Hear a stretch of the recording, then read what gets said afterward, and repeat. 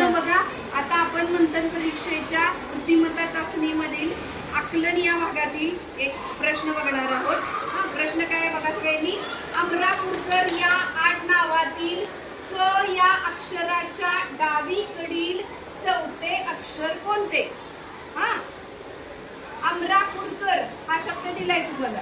हा, आणि त्याच्यातील क हे अक्षर क इथं आहे.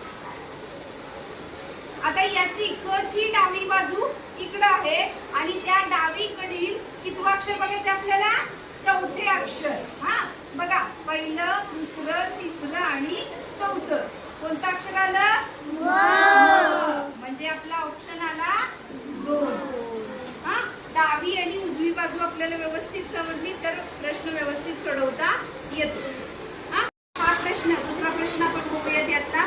इथं इंग्रजी अक्षरमाला लिहिली आहे. हा, ABCDE पासून UVWXYZ.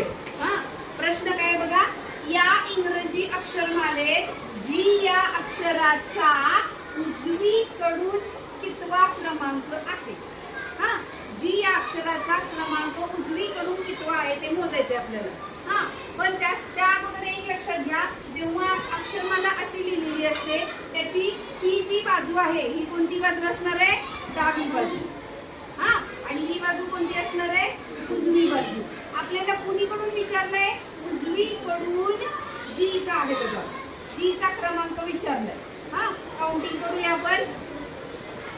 1 2 3 म्हणा. 4 5 6 7 8 9 10 11 12 13 14 15 16 17 18 19 20. कितवा क्रमांक आला त्याचा?